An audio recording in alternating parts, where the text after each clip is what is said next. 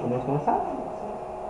Bom dia de novo, mais uma vez o Sr. Felipe e o Pedro. Nós vamos agora estar falando sobre o anexo 3, funções gerais para os sistemas web. Mais uma vez, a cada final de item, eu vou pedir para que a mesa diga se atende ou não, tá?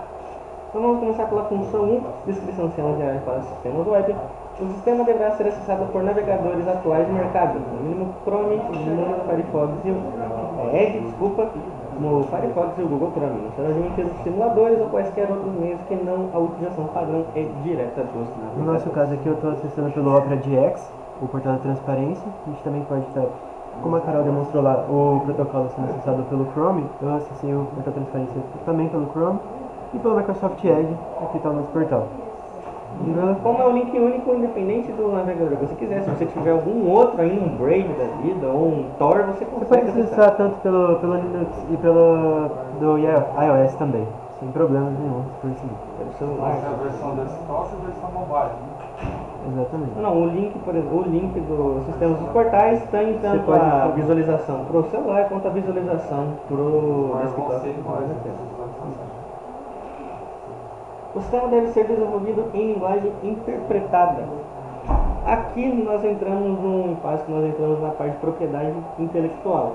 Se for o caso de nós precisarmos demonstrar o código-fonte do sistema, ele é desenvolvido em Visual Basic, se for o caso de ser demonstrado em código-fonte, a gente pode marcar alguma reunião com vocês dois, sem problema nenhum, com o analista responsável pelo código e com o desenvolvedor, e como se trata de propriedade tecnológica, nem todos, nem nós podemos ter acesso a esse código-fonte para ser demonstrado ainda mais uma licitação e sendo gravado principalmente. Nós podemos demonstrar, se vocês quiserem marcar esse item para ser demonstrado com o analista responsável pelo desenvolvimento, tudo bem, mas por se tratar de propriedade intelectual, publicamente nós não podemos colocar esse item à vista para qualquer pessoa, nesse caso. 4. Deverá haver padronização das interfaces no menu quanto à tela de acesso principal, posição dos botões que representam interação com o banco de dados e funcionalidades de navegação. No nosso caso ali da padronização nossa, funciona da mesma forma, o menu aqui do lado e as informações do menu ao lado direito. Vamos, por exemplo, aqui no portal do servidor, portal RH, temos aqui, eu coloquei serviços, avisos, aqui ele aparece as informações ao lado direito. Vamos lá no protocolo web, como demonstrado, vamos colocar aqui cadastro requerentes, aqui o menu e ao lado as informações do que foi selecionado. Segue essa padronização. Esquematização de cor, mas o grid layout vai ser praticamente o mesmo. Para os portais de transparência, o layout vai se manter para os portais de transparência, dependendo de como for o acesso, tá? 5. Possuir arquitetura cliente-servidor em no mínimo 3 camadas. Esse é o item? É 5, né? 5. Os sistemas são todos na arquitetura do servidor em 3 camadas. Não tem. É que eu não consigo te demonstrar ele Não sendo tem como estar executado. demonstrando, mas ele é assim em 3 camadas. Ele é o cliente, acesso do servidor, o servidor se acesso ao banco, o banco devolve informações para o servidor volta por máquina cliente, tá? Essa é a interação que a gente tem com o servidor, com o banco, e o cliente que tem com o servidor. Essa integração que ele chama de 3 camadas aqui, tá? Sistemas deverão ser executados com a filosofia de processamento distribuído no núcleo dos servidores, ou seja, cada requisição de processamento deverá ser executada nos servidores onde estarão hospedadas a aplicação. Cada aplicação nossa pode estar em um servidor diferente, mas sempre está apontando para o mesmo banco de dados nosso. Sistemas web deverão ser acessados com um único login de acesso, a partir do qual todos os modos de liberdade como detalhe do usuário estejam disponíveis no navegador. Está acessando com o nosso único login. Eu coloquei um login como exemplo, mas o mesmo login que a gente tem aqui no portal da RH pode estar acessando tanto pelo protocolo web sem problema. Só com registro, você fazer um login, só para ficar registrado na imagem.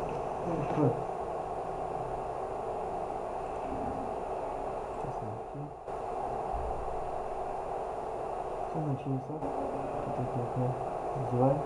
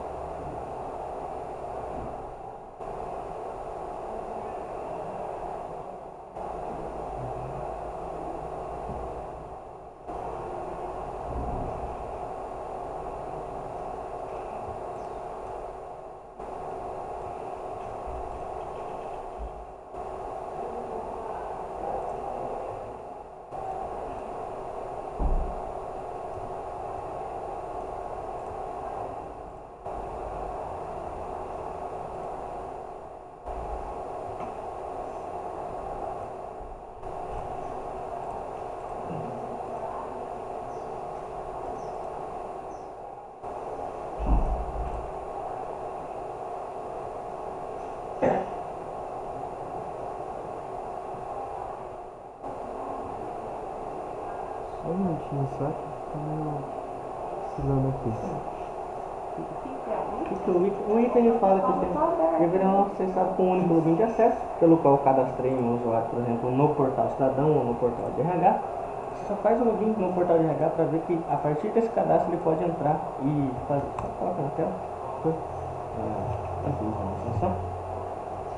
Por exemplo, no portal do servidor eu tenho o meu usuário que foi dependente cadastrado pelo administrador, e a partir do meu cadastro ele pode fazer login e entrar. Se for o portal cidadão ou se for o portal. Quem que eu coloco no portal cidadão? Esse aqui é do departamento de RH. O portal cidadão tá aqui. Aqui, ó. Portal cidadão, por exemplo. A partir do momento que ele solicita o login. Opa!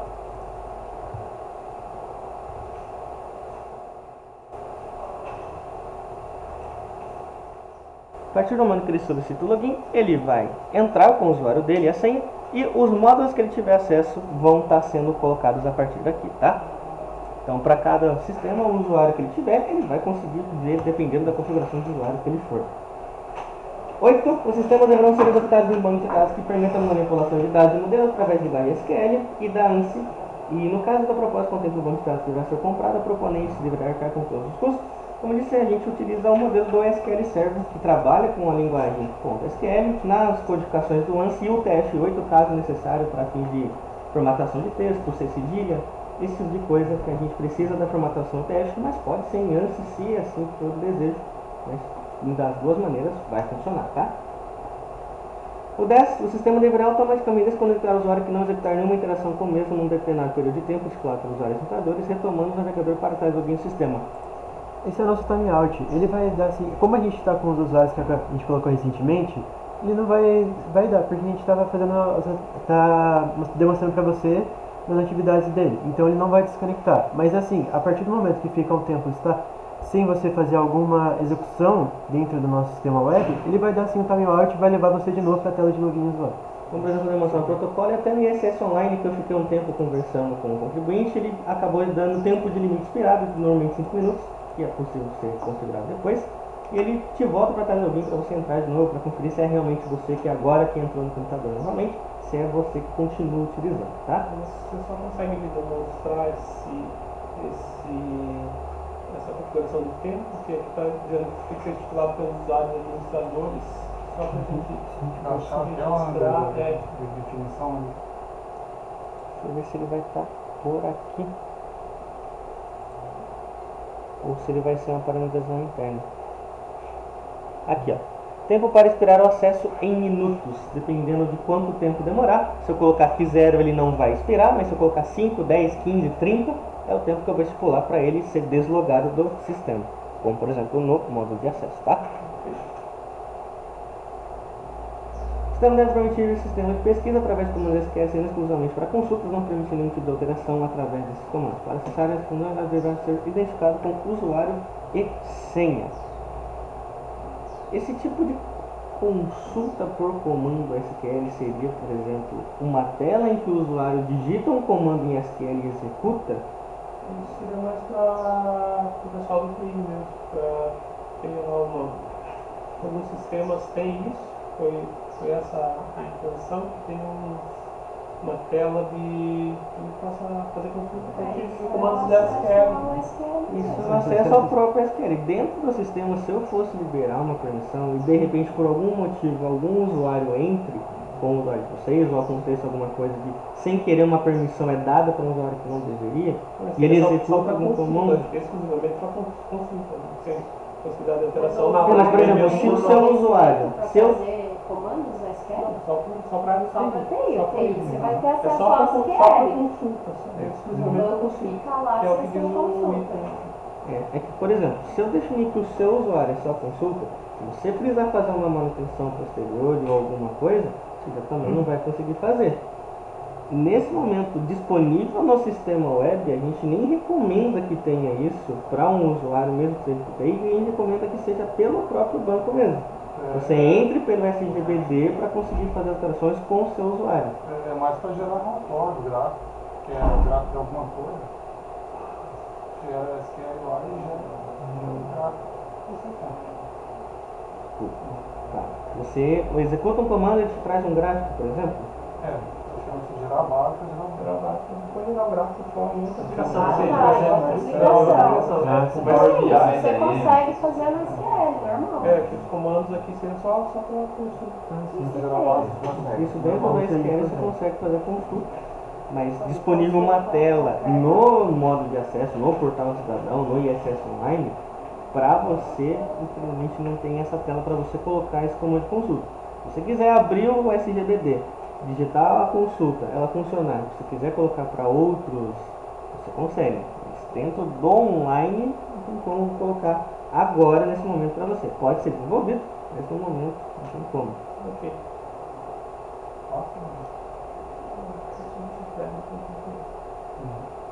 O sistema deve possuir um gerador de consultas e relatórios de forma que possa ser utilizado para geração de dados específicos, ou seja, novas consultas e relatórios não contratadas pelo cliente certame. Deve ser possível ordenar os resultados da interface sistema nos formatos PDF, XLS, RTF e HTML. Vou pegar, por exemplo, aqui. A gente consegue estar exportando para. Opa, só um minutinho, vamos colocar aqui como PDF, ele exporta para PDF.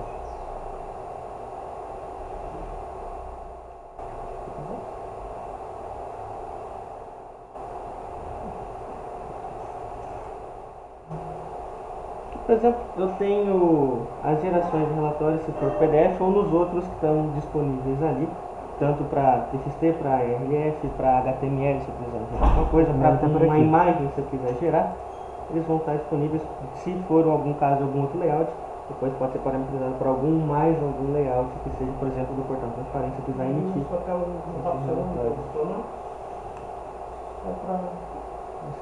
Vamos para TXT e for. E aqui o que nós temos, o que nessa base de teste que está parametrizada é o JPG, o TXT, o CSV e o PDF, que são meio que os padrões que já tem nos outros. Para RTF e para XLF e HTML, no parametrizado agora, nesse momento, nós colocamos aqui. A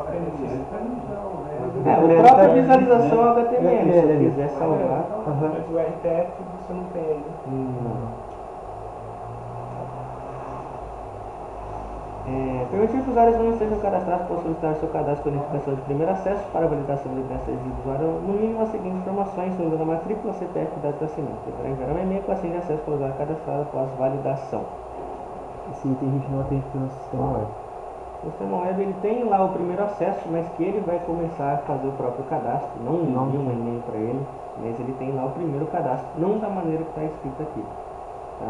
Esse item, da maneira que está descrito, ele tem lá, por exemplo, um ISS Online, como fazer o primeiro acesso, então ele vai colocar as informações dele, fazer um cadastro, depois o próprio editor faz a vinculação dele com a empresa, mas enviando o e-mail e a senha, é o próprio usuário que vai definir essa senha para ele. Então, nesse primeiro acesso aí vai depender do tributo. Não, por exemplo, no ISS Online, o contribuinte faz o primeiro acesso. Ele cria o usuário dele, cria a senha dele, coloca as informações básicas dele. Depois, se for o caso dele ser vinculado a alguma empresa, ele pode ou solicitar ou fazer a vinculação dele a alguma empresa já existente nos cadastros.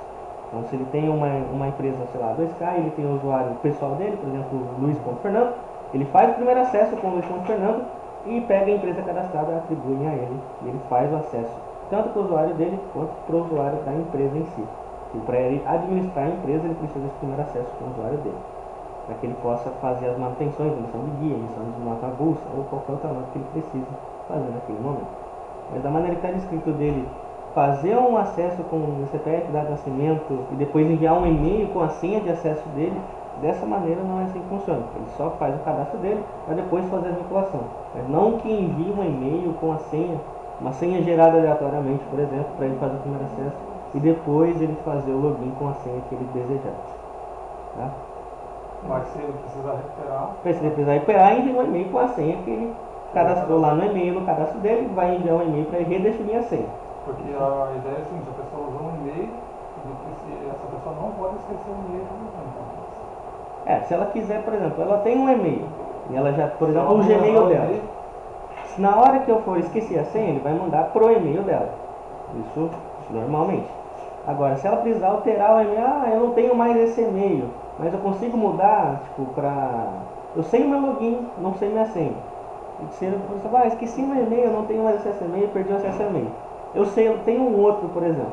Eu posso solicitar, ou o administrador, por exemplo, do ISS Online, vai no cadastro do usuário, altera o e-mail para qual vai ser esse usuário, e não esquecer a senha, vai enviar para esse novo endereço de e-mail. Isso sem problema nenhum.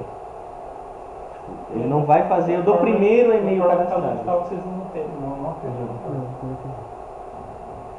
Então, deve permitir ao usuário a alteração de sua senha de acesso sem necessidade de intervenção por parte da equipe de tecnologia de informação. A gente pode fazer tanto aqui clicando no usuário, colocando a senha dele e modificar senha, como o esqueci minha senha. E ele faz aquela troca de senha sem problema nenhum. Se ele já souber a senha dele, estiver dentro do sistema, ele pode trocar a senha. Pode esquecer minha senha e manda o e-mail, caso ele já tenha acesso a e-mail. Ele pode fazer essa troca sem precisar ligar para alguém. Isso. Só uma dúvida, esse login aí ele vai ser sempre com qual número? Vai ser CPF? Vai ser... Pode ser pelo login mesmo, pelo usuário. Pelo usuário O mesmo. usuário que a pessoa criou. Exatamente. Se a pessoa esquecer o usuário também. Geralmente aqui no portal do servidor é a matrícula. O portador pode ser matrícula, no ISS vai ser o usuário. Se ela esqueceu o usuário, não esqueci minha senha, ela pode colocar o endereço de e-mail dela para recuperar o usuário, daí a partir do momento que ela faz login. Caso aconteça dela esquecer o usuário, ela pode entrar em contato com o administrador ou com a prefeitura ou com quem administra o módulo dela para ver o usuário lá novamente. Se ela souber uma matrícula, se ela souber pelo menos o nome dela, ela pode ser consultada para eventuais consultas e alteração. Por exemplo, escrevi o nome errado no usuário, posso fazer lá a alteração desse nome do usuário dela para fins de esqueci alguma coisa ou perdi esse meu acesso. Ou por usuário ou por matrícula, depende de cada sistema de como que vai ser utilizado ali. Tem alguns que vão usar matrícula, alguns vão usar CPF, alguns que vão usar nome, ponto sobrenome, depende. Tá? E a interface inicial de cada usuário deve ser construída em formato de painel de instrumentos dashboard. A gente tem nosso exemplo do ISS Online. Que é uma dashboard, aqui é onde o usuário administrador, por exemplo, que a gente entra com o usuário administrador, eu vou ter todas as configurações que eu posso ter, usuário, serviços. Quando eu clico, por exemplo, no painel de controle, eu tenho as outras operações que eu possa realizar. Aqui um exemplo da sessão inspirada, no caso, por exemplo, de 5 minutos. Ele clica aqui para entrar novamente, ele te joga para a tela inicial para que você faça o login novamente, tá? Só para completar o item anterior, você captcha de validação. Então, por exemplo, eu tenho o painel de controle e a minha dashboard, onde eu vou ter os parâmetros, os convênios que eu tenho colocado, as permissões, e a partir daqui é onde eu vou ter o gerenciamento de todas as operações que eu vou ter ou que o meu cliente vai ter, caso seja uma empresa. A empresa vai ter o mesmo layout, vou só demonstrar, por exemplo, pelo módulo da empresa. Pego aqui uma empresa qualquer, vai ser o mesmo tipo de modelo de dashboard para ela fazer, por exemplo, uma escrituração fiscal, para ela ver o painel do prestador dela, para ter uma consulta de lançamentos, vai ter tudo aqui, tá? E assim finalizamos. Assim nós finalizamos os 16 itens dos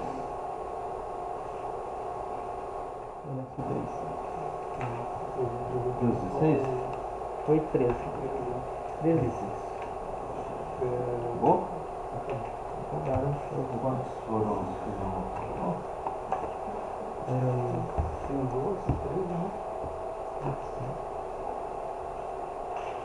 Aqui, ó, vamos ver aqui. 12. E outra também são 3 itens que não passam. Quase não? 13 itens que eu faço. 3 itens? 11, 12 e 13. Ainda estamos dentro da mais de 70%. Seriam 9 9% itens. vai dar 3,9, né? 3,9. 4 itens, basicamente. Passou? Sério. Obrigado. Obrigado.